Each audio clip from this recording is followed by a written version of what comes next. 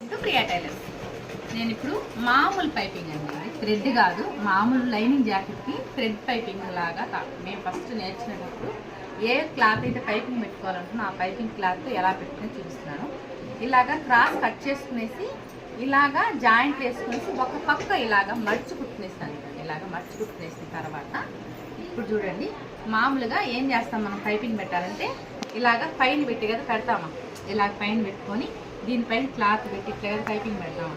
కానీ దీన్ని నీట్గా రావాలంటే ఒక చిన్న చిట్కా అండి, ఇట్లా కింద పెట్టేసుకోండి తీసుకుని. ఇట్లాగే ఈ పైపింగ్ క్లాత్ ఏదైతే వస్తుందో దాన్ని కింద పెట్టేసుకోవాలి.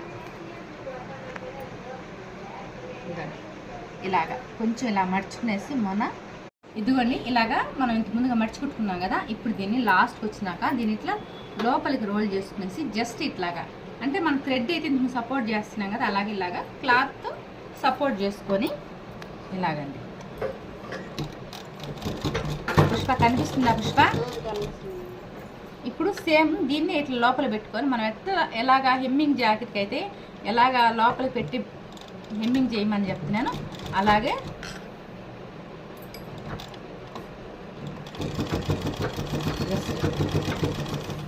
ఇలాగా.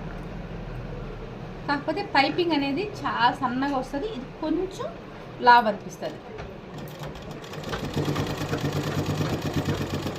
కిందగాన మనం నేను చెప్పినట్టు ఎగ్జాక్ట్ కట్ చేసి సరిపోతుంది. ఒకవేళ అట్లా కాదు, ఇలా పీస్ ఎగస్ట్రా వచ్చిందంటే పక్కన కుట్టన్నా వేసేసుకోండి, మిషన్ కుట్టు, లేదంటే కుట్టు వద్దంటే హెమ్మింగ్ అన్న వేసేసుకోండి, అది మీ ఇష్టం.